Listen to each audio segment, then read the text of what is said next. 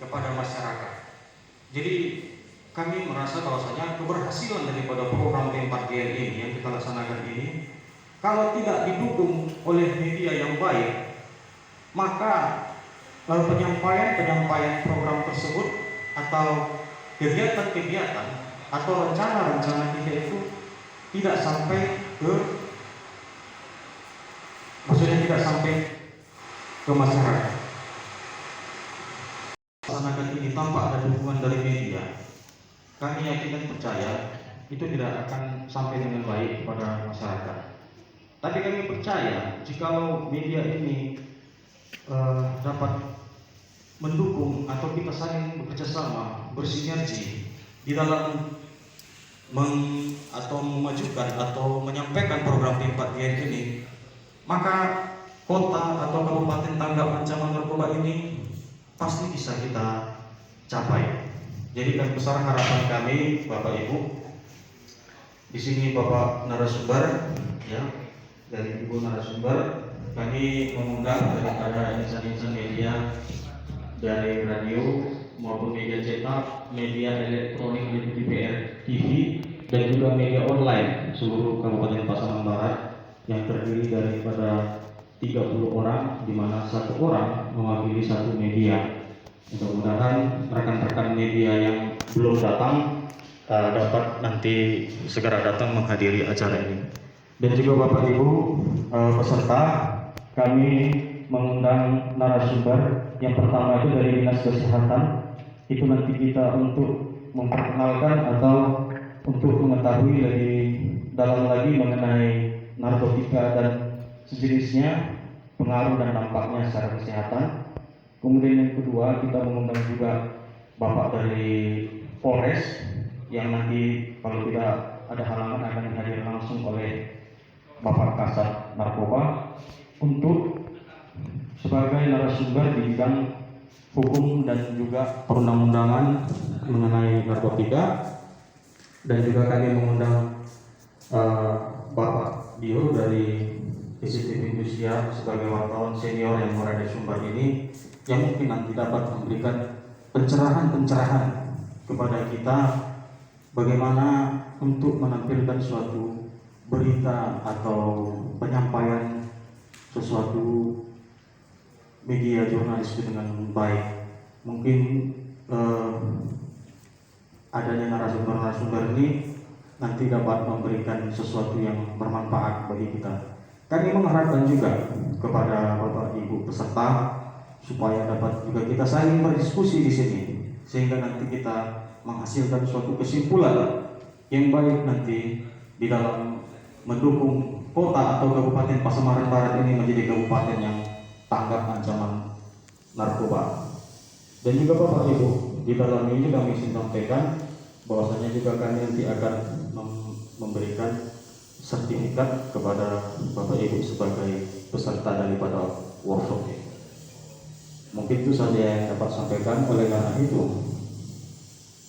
dengan mengucapkan puji syukur kepada Tuhan Yang Maha Kuasa, maka workshop penguatan kapasitas bagi insan media dalam mendukung kota atau kabupaten tanggap ancaman narkoba ini dibuka secara resmi. Demikian saya sampaikan. Banyak maaf, sekian dan terima kasih. Terima kasih atas kesempatan yang diberikan kepada kami. Saya mewakili Bapak Ibu dari pihak Dinas Kesehatan untuk menyampaikan materinya Bapak Ibu. Baiklah Bapak Ibu, sebelum saya menyampaikan untuk materinya, izinkan saya memperkenalkan diri saya. Mungkin tadi sudah disampaikan, nama saya Fayanti. Kebetulan saya tupoksi saya sebagai pengelola program P2 PTS, Ketua dan Nansa. Alamat saya Bapak Ibu, saya bertempat tinggal di Jambak. Mungkin hanya seperti itu Bapak Ibu perkenalan saya. Kita lanjutkan langsung dengan materi untuk mempersingkat dan mempercepat waktu kita Bapak Ibu ya. Nah, Untuk awalnya saya sampaikan di pemateri, saya sampaikan tentang apa itu nafza. Mungkin Bapak Ibu sudah mengetahui dari internet mungkin apa itu sebenarnya nafza. Cuman saya di sini mengingatkan kembali ya Bapak Ibu ya, apa itu nafza? Nafza itu narkotika, psikotropika, dan zat adiktif.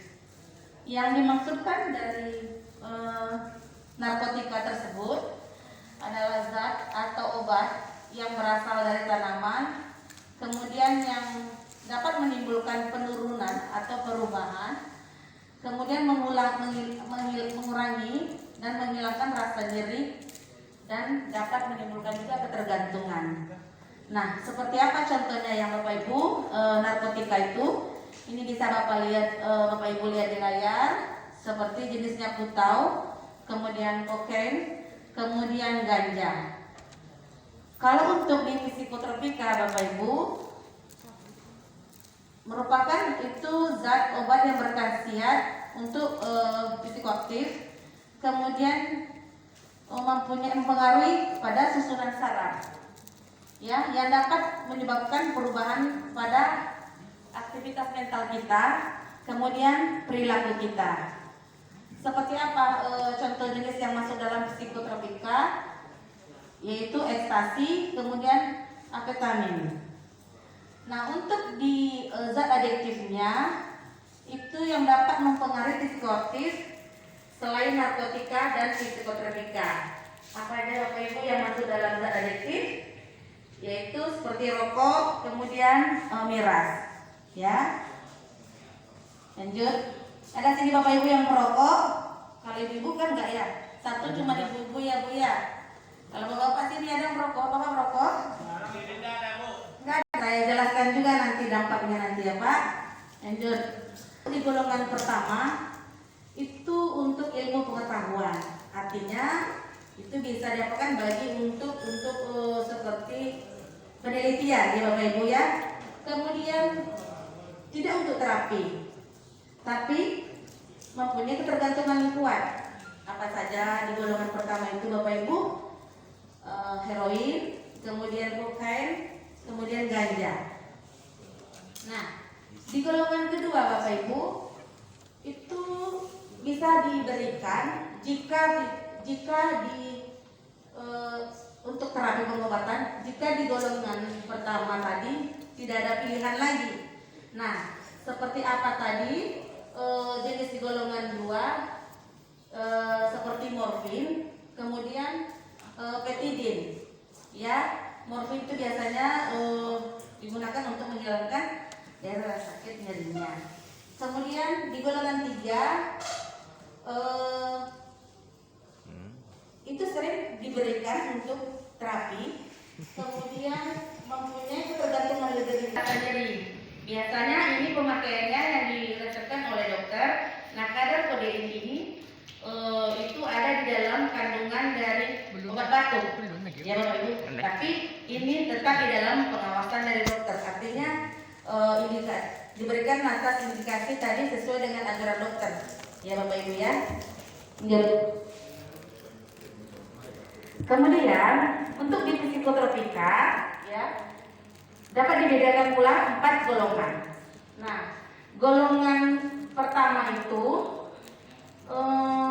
bisa juga untuk ilmu pengetahuan, kemudian juga tidak untuk terapi, tetapi memiliki ketergantungan yang kuat.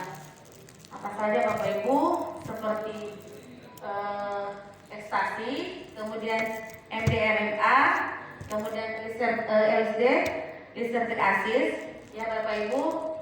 Kemudian untuk di golongan kedua itu bisa untuk terapi. Nah, jika di golongan tadi pertama tidak ada lagi pilihan.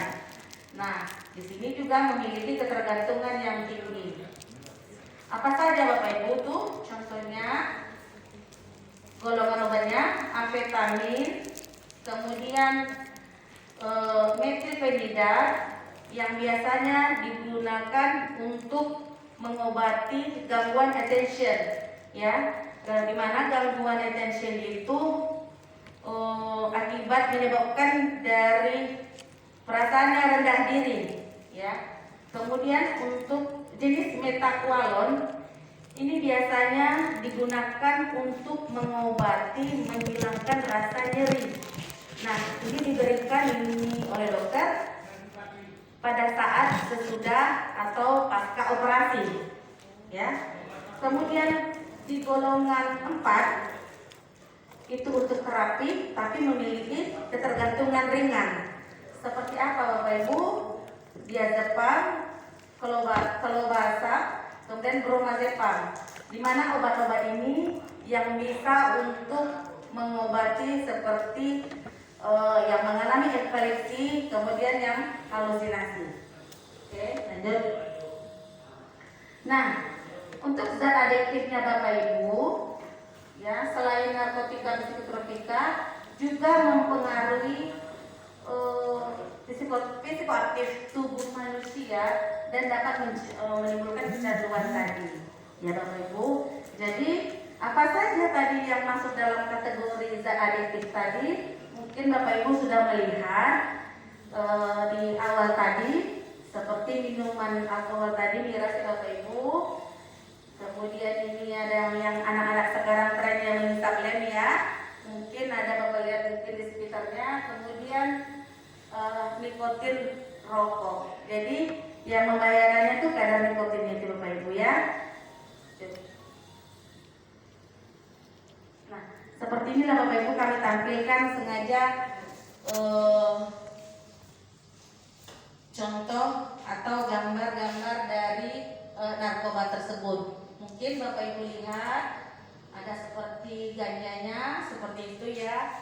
Saya juga belum semuanya nyata saya lihat barang buktinya, cuman ada beberapa seperti inilah kami tampilkan. Harapannya Bapak Ibu bisa mengenal, artinya mengenalnya bukan untuk Bapak Ibu menggunakan, ya Bapak Ibu, jangan salah nanti salah persepsi atau salah pemahaman. Ibu ini kok ditampilkannya gambar-gambarnya atau gimana? Bukan, ya. Kami sengaja menampilkan seperti ini Bapak Ibu. Mungkin maaf ada yang belum tahu atau mungkin tidak mengetahuinya, mungkin sekarang dari internet gimana. Nah, kami tampilkan agar Ibu tahu seperti inilah gambarnya.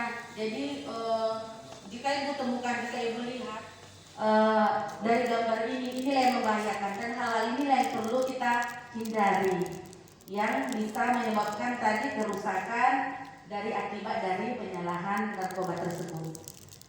Bisa dilihat Bu, Bapak Ibu? Oke Pak? Ya, udah kenal kan?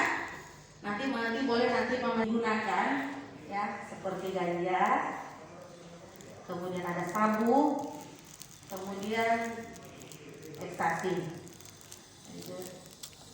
Tahu, kita kenal, ada upaya kita jika temukan kita bisa menghindari dari penyalahan narkoba tersebut. Itu timbulnya mulai dari ketergantungan dari yang tahap ringan sampai yang ketergantungan dengan berpotensi yang tinggi.